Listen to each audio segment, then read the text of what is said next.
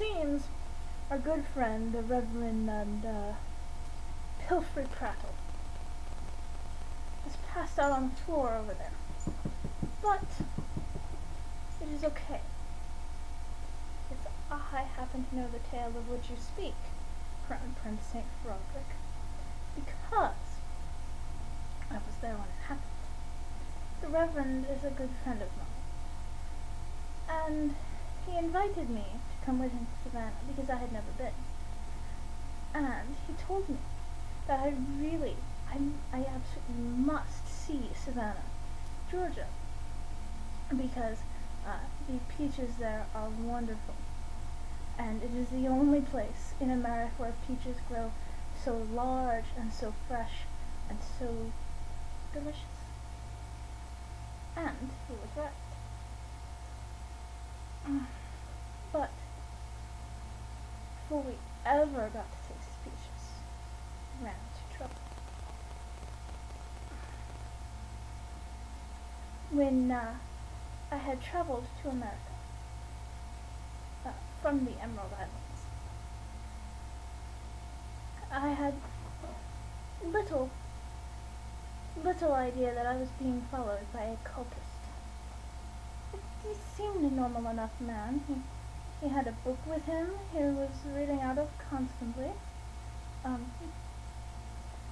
He wore fine clothes. He had a holy symbol around his neck. At least I think it was a holy symbol. And he did not appear too disturbed. At least not looking at it. I didn't pay him really any attention until after the incident. The ship that I had taken from the Emerald Isles to the coast of the Gulf of Mexico and the Americas had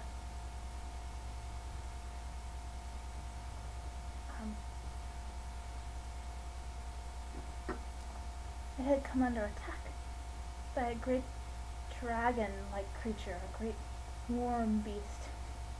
It was at least as long as a ship, probably twice as long, and appeared to be held aloft by sheer force of will. It had no wings. No wings, oddly. Just long,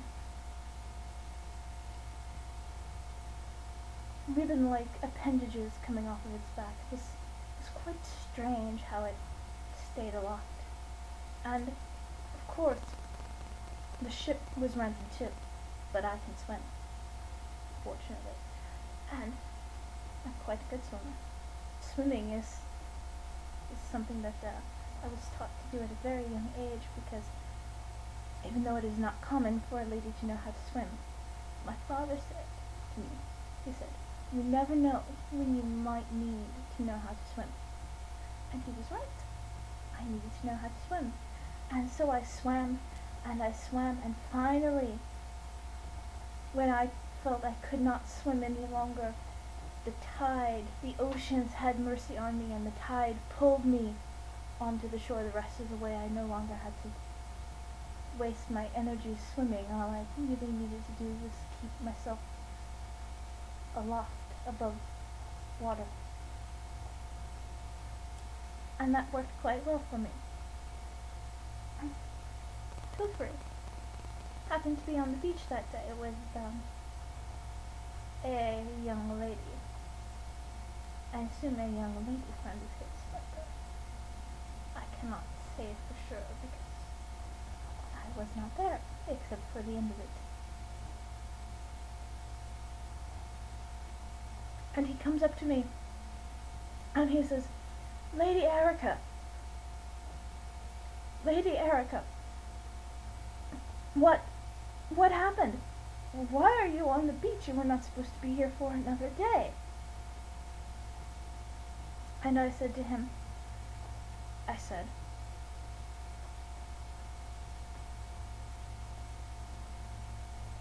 Reverend Pilfrey, my ship came under attack by a great worm beast. and there was a man on board with a book, and he was reading out of this book, and it seemed that the beast grew more and more agitated the more this man read out of the book. I have not seen this man since the ship was rent in two, but I am quite certain he survived, because I do not believe the beast was there to attack him. I believe it was there to attack something else on the ship, but I could not say what, of course, because I was only a passenger on the ship. I was not a captain or a crew member. I had no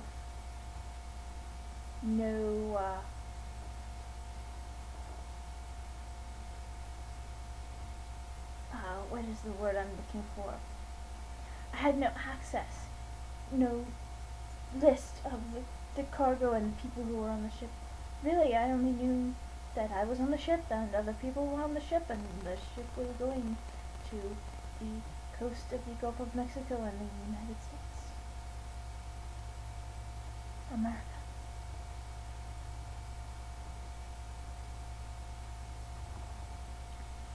And so, the Reverend helped me get out of my waterlogged clothes and led me up the beach to a shop where I might purchase some dry ones. I do not know why he helped me out of my waterlogged clothes first. I suspect it had something to do with his nature,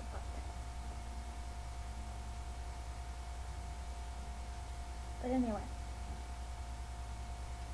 we found a shop that sold some clothes, some dry clothes, and I was finally able to change into some dry clothes. I did notice no one seemed to think it odd that I was nude on the beach. Perhaps because everyone else on the beach was nude, including the Reverend himself. So,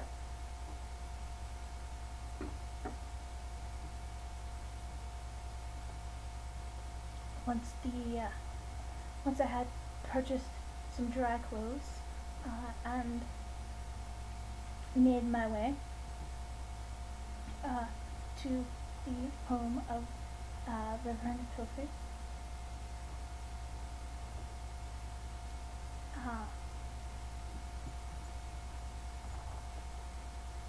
he says to me, I should get some rest, because in the morning we will leave for Savannah. Now, Savannah is not too far from where Reverend Pilfrey lives. After all, he is an American Southerner. So, he lives quite close to Savannah, and we were able to drive there in a few hours by horseless carriage. Have you ever ridden in one of those? They're quite interesting. Bumpy, but interesting.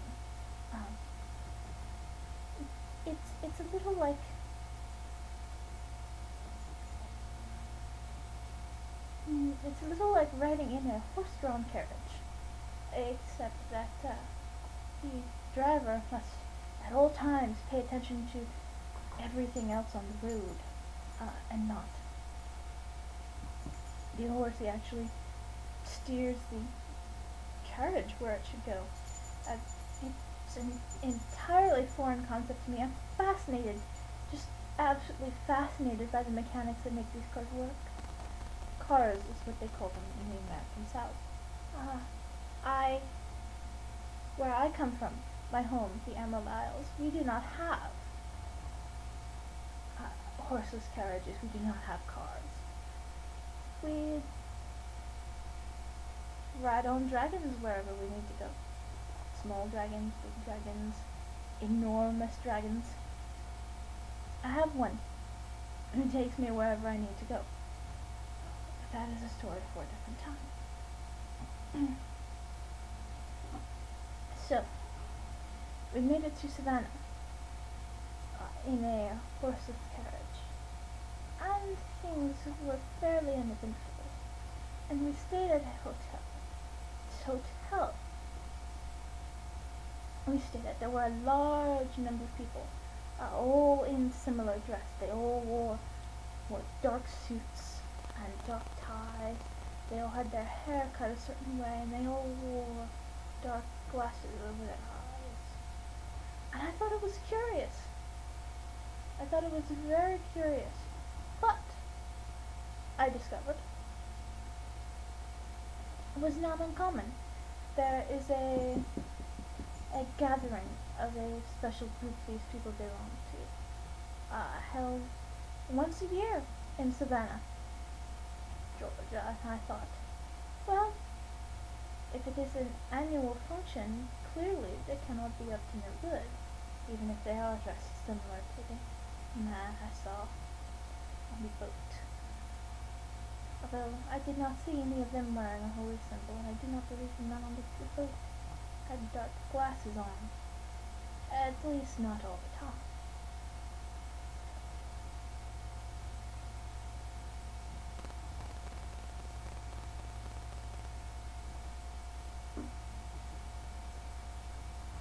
So, once we were settled in the hotel,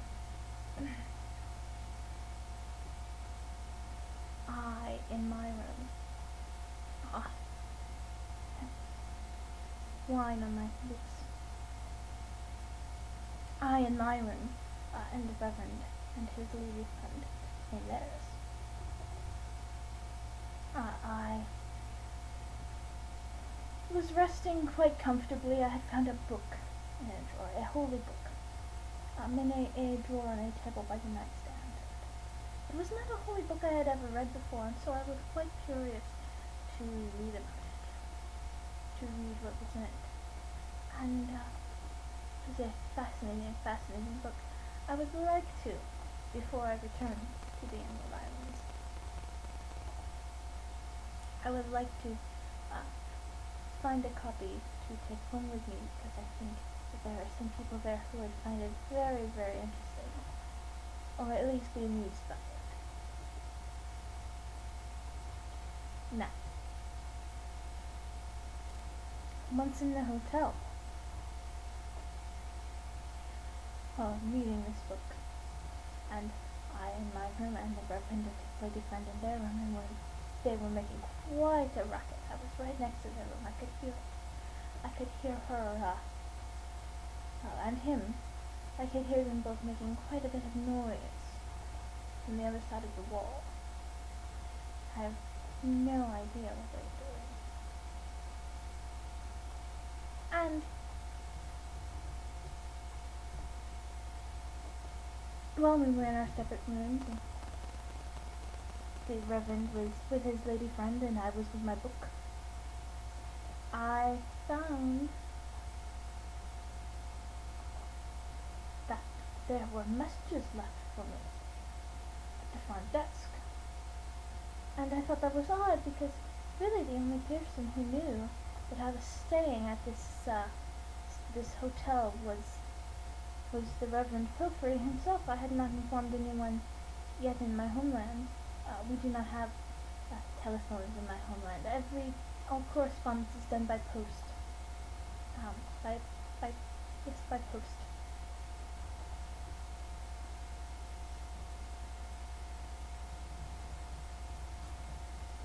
And so,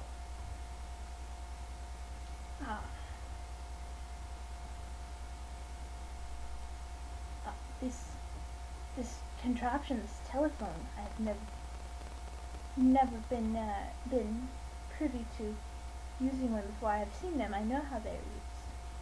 So I picked it up, and a voice on the other end informed me that there was a message waiting for me at the front desk, and I should go and pick it up. And I left my room, and I went to the front desk to pick up my message. And it came about that the message was inviting me to the convention for this group of cultists. And so, I decided that I would accept the invitation, but I would not be joining them that night. I would join them later the next day, because I was quite tired from the trip to Savannah, on the coast of the Gulf of Mexico and America.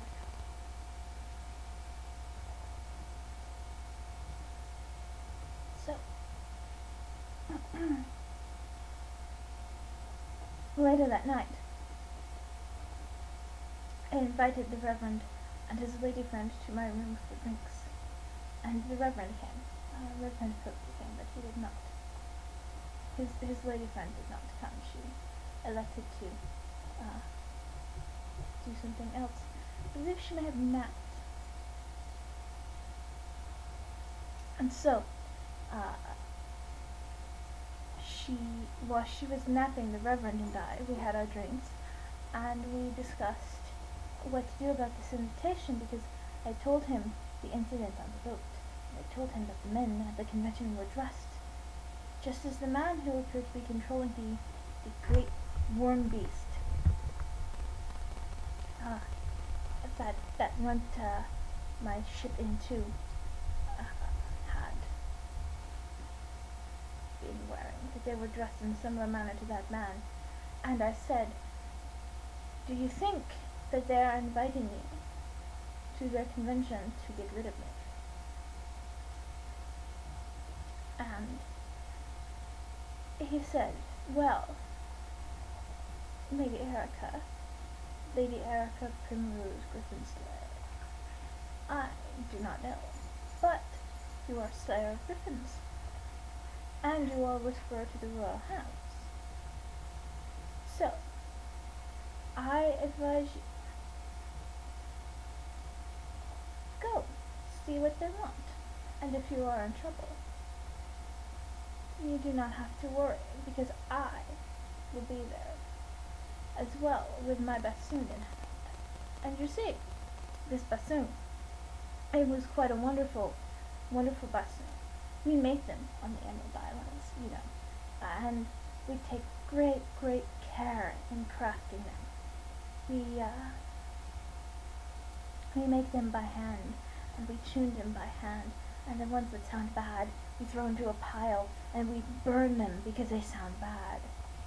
But the ones that have a beautiful sound to them, and the ones that are beautiful as well, we throw the ugly looking, beautiful sounding ones into a pile and burn them as well, because they are offensive to look at. And, excuse me,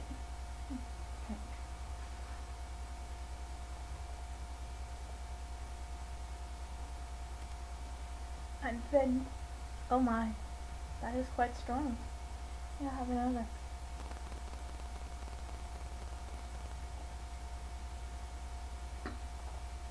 And so, we take only the beautiful and beautiful sounding. Only the beautiful and beautiful sounding bassoons we take, and we lay them out end to end in a row, and this row must be at least 12 feet long. We take them and we lay them end to end on a 12-foot long altar, and we let them sit in the moonlight and absorb the moonlight and its magical power. And then we take the bassoons themselves and we enchant them with magic, so that they will only play the most beautiful notes and the most pure sound and the most wonderful sounding music. And no bassoon in the world has ever sounded more pleasant, more beautiful, more bassoon-like than the bassoons that we make on the Emerald Islands. And you can, if you do not believe me, you can verify this yourself. You can look it up in an encyclopedia, because I can assure you, next to any entry-level bassoon, there will be some note about the bassoons from the Emerald Island being the best bassoons in the world and the most expensive bassoons in the world. Our bassoon making skills have entirely funded our kingdom for years. So, the Reverend said that he would be there with this bassoon, that was enchanted and purified, and that I had given to him at a meeting of ours some number of years ago. I do not recall how many, but he had done a great favor for me, and a great favor for my kingdom. And so, I gifted him this rarest of the bassoons, the most beautiful sounding of all the bassoons we had made that year. I took it, I stole it actually, and I put it in a case, a protective case, and I gave it to the Reverend because I know that he is a lover of music, and a lover of fine things, and a lover of the bassoon above all else. And I gave it to him as a reward and a token of my appreciation. But that is a story for a different day. You do not want to know about the bassoon. No, you only want to know about the duel of the bassoon with Setsugawa.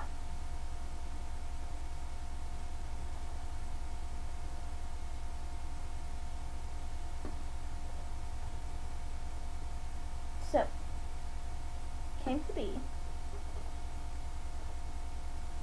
the next morning during the luncheon hour. I went and I joined the cultists out in Savannah. They were having I do not really know what to call it. Perhaps it was a ceremony, perhaps it was a religious service. I do not really know what to call it. But as part of this service, they serve a brunch, a fine brunch with mojitos and peaches and wine and cheese and roast beef and roast chicken and roast quail and roast alligator and really any meat that you could roast they serve at this brunch. And I thought it was quite tasty. Myself, I had the roast alligator. Alligator, where I come from, is not permitted to eat, you see, because alligators are so rare on the Emerald Islands. And so, after I had ate my peaches and drank my wine and eaten my roast alligator,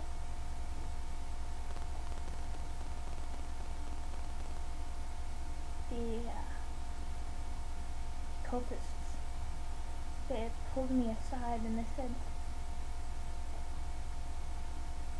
"You have eaten our food, you have drank our wine, and now you owe us a favor." And I said, "What favor do I owe you? You invited me. You invited me." And they said, "Ah, we did invite you, but we invited you last night for drinks. You showed up at brunch and ate our food and drank our wine. So now you owe us something in return." And so I said, "Well, let's negotiate. Tell me what you think I owe you, and I will offer you what I think I owe you, and perhaps we can compromise." Turns out, they wanted my blood.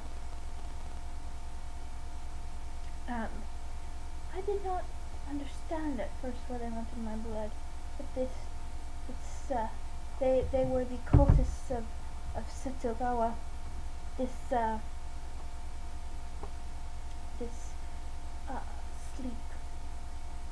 sleep-rubbing Kai, a dark lord who robs people of their sleep. And he has this spawn, but his spawn was really more of a formless shadow than a real spawn, because that is what Setsugawa is himself, unless he happens to have a body to possess. But they wanted my blood, you see, because this spawn, it had no body that it could possess. But they needed the blood of a master, bassoon maker, a master musician, and they wanted my blood. And I told them, I may be a master bassoon maker, but I am not a master musician. And they said, oh, we know that you are not a master musician, but your friend is, and we know that he will come running. He will come running if you are in trouble. And so, without even letting me make my counteroffer, this cultist, he took my arm and he pulled the bracelet aside, and he took a knife and he slashed my wrist. And of course there are many veins in the wrist, and they all pump large amounts of blood. And I very quickly began to bleed, and of course I shouted in pain at this, because I don't know if you have ever had a knife slashed your wrist before, but it really fucking hurts. It hurts a lot. And so I cried out in pain. And, true to his word, Reverend Pilfer came running.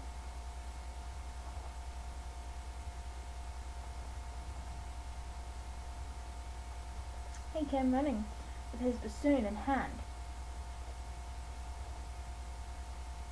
prepared to defeat whatever evil it was that had tried to harm me. But he was not the only one who came running, no. He wasn't. All the hounds in the area who had heard my pained cry, they came running as well. Basset hounds, bloodhounds, dash hounds, scent hounds, food hounds, attention hounds, small hounds, big hounds. They all came running. The largest one of them, I think, was a Danish hound. They stand almost as tall as a man.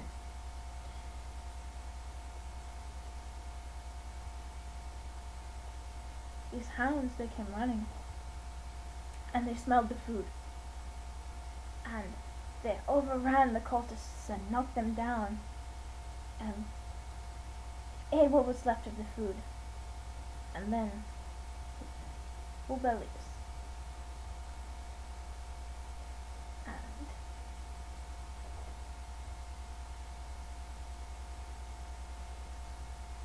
better attention, they remembered why they were there. They were there because I had cried out in pain. So, once having eaten all the food remaining at this lunch, they immediately rushed over to me to see what was wrong. And of course what was wrong was my wrist had been cut and I had been bleeding. And about the time the hounds rushed over to me, Reverend Pilfrey got there. And he played a tune on his bassoon that enraged the dogs into such fervor that they took the cultists and they turned on them and they rent them apart. They tore flesh from bone with their tooth and nail and utterly shredded the gathered cultists into ribbons of flesh and dark suit and dark tie. And then I saw the man with the holy symbol. And the man with the holy symbol, he looks at me and he says, "You are the one who I spotted on the ship. You are the one who got away. You are the one whose blood I need so that my spawn might have corporal form and walk the earth and do my bidding."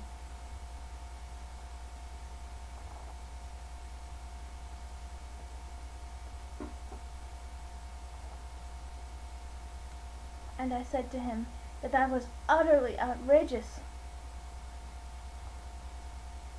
my blood had already been spilled. It was spilling all over the ground, actually. At that point, I was feeling rather dizzy, like I might faint. But, adrenaline was pumping through my veins. I have very good blood, you know. It clots very quickly. So, the blood was not flowing as quickly as it was earlier. Even if only a few minutes earlier. And this man with the holy symbol, he said, "I am Setsugawa, the sleep-stealing Kai. And I call my great worm from the sky to take your life, because when I said your blood, I meant your life. And I will call this great worm to take your life, and with your life taken, my spawn will have form, and he will walk the earth, and he will do my bidding." But before that could happen, the Reverend Pilfer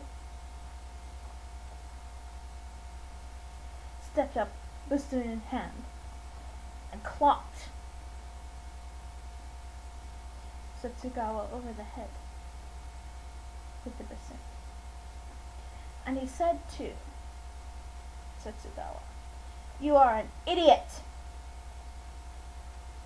You are an idiot and a deranged fool if you think that taking this woman's life will make your spawn, Corporal, will make him do your bidding. Your spawn. If you give your spawn a body, he will never do your bidding. He will do as he wishes, because he no longer has to rely on you for power." And so, Setsugawa pulled the bassoon out. It was not so much pulled out, I think, as it was produced by some magic that made a dark, demonic-looking bassoon. And he took the bassoon. Setsugawa took his bassoon, and with it he clocked Reverend Pilfrey on the head and said to Reverend Pilfrey, "Very well then, I challenge you to a duel. A duel with bassoons." And Reverend Pilfrey, he took his bassoon, his magical, enchanted bassoon of pure beauty and pure sound and pure music, and he began to play a piece. It was a piece so moving, so beautiful,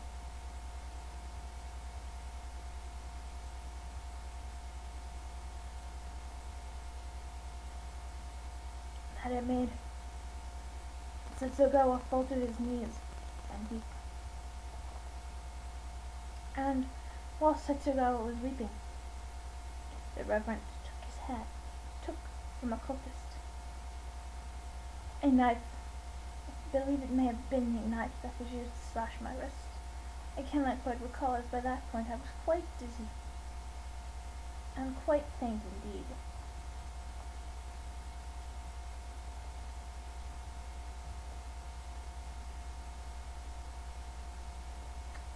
And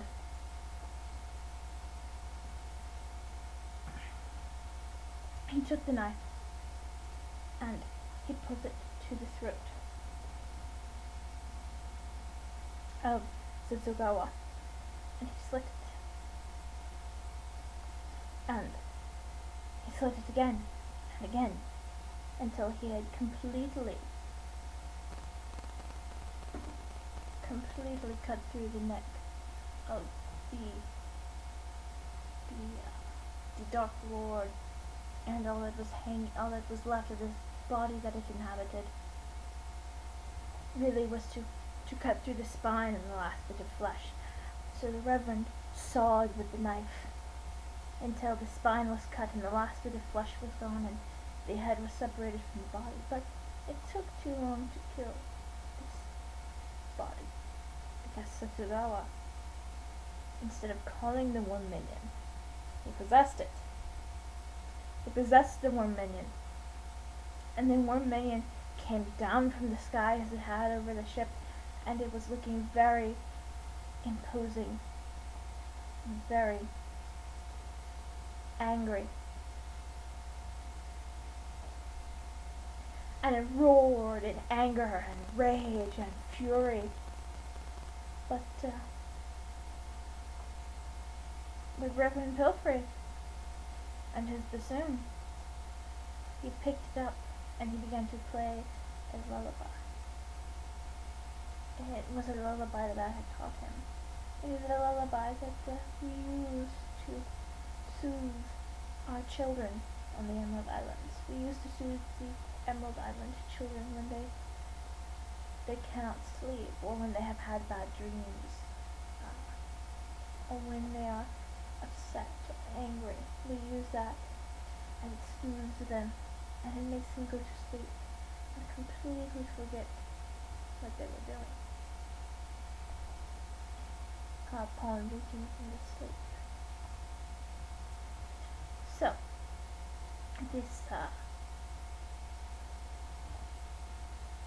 this lullaby was played, and this dragon, this great warm beast, it listened to the lullaby, and its eyes began to close slowly, and it plummeted from the sky into the sea. You see, this bunch happened at the beach, and so this great warm beast, it plummeted into the sea and drowned in its sleep. And then, well, we didn't really have to do much about defeating Setsugawa's formless spawn, because this formless shadow really couldn't do anything. It was a formless shadow. And as long as I'm alive,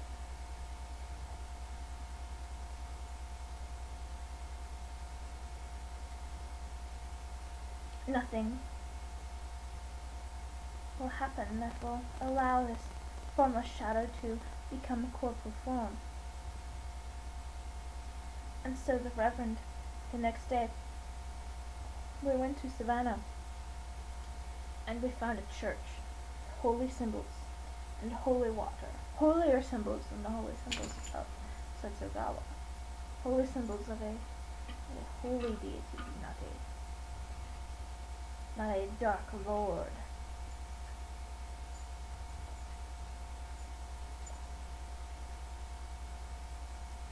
And he took this holy water and he took these holy symbols. And the shadow had been following me, oddly enough, since the day prior when my wrist was slashed. Perhaps it was waiting for me to die. I cannot say. I do not speak the language of formless shadows, so I could not question why it was following me. I only knew that it was following me. It is not normal for a lady, at least, to have two shadows.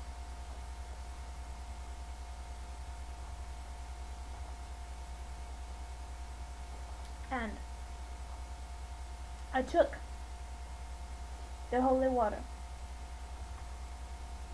and I poured it on the shadow that was following me. And I took a holy symbol and I wore it around my neck. And Reverend Pilfrey, he spoke words in a language that I had not heard before. I think it might have been Latin. I hear Latin is the language that the reverends and the priests and the popes use to exorcise demons and evil spirits and dark lords. And the shadow, it began to twitch and convulse, and then the pavement that the shadow was cast upon burst into flame, and the Reverend continued speaking in Latin, and the flame got higher and higher and higher, and then, well, the flame just vanished. It burnt out quicker than a wet log.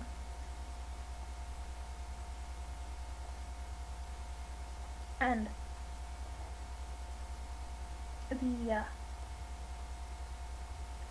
the Reverend,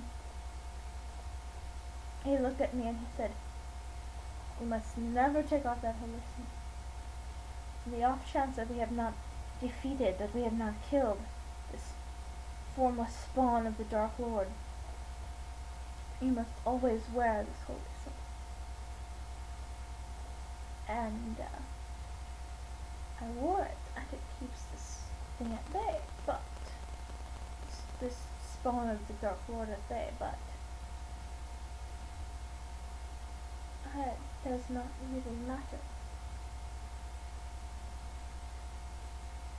If I have this holy symbol or not, and I do still wear it, because Reverend Pilfer was right, I really should wear it. It does seem to keep the evil spirits at bay. But since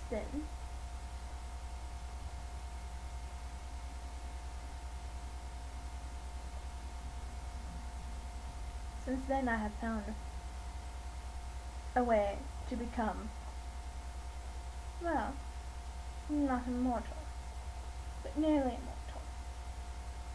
No man can kill me before my time. But that is a different story for a different day. And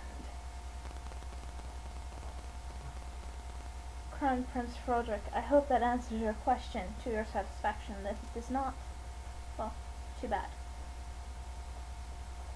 I have taken enough of your time relating this tale that has absolutely nothing to do with me.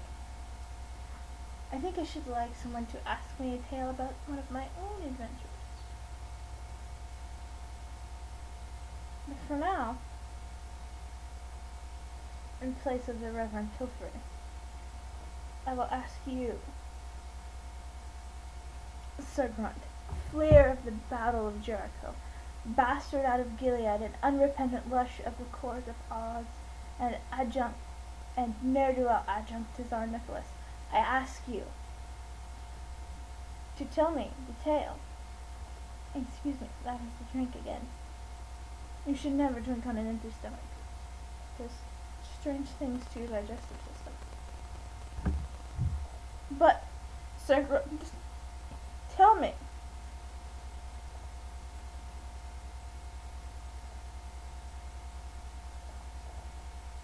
Tell me about how you came to be in possession of the throne of France. Now, the kingship of France, the actual throne upon which the king sits. And used a false marriage to a Turkish servant girl. You used her, and you used that marriage to smuggle the throne of France from France into Russia, only to be confronted by a demon and its master.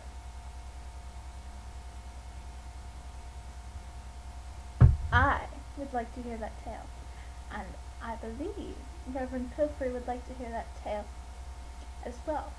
But if he does not, it is too bad for him, because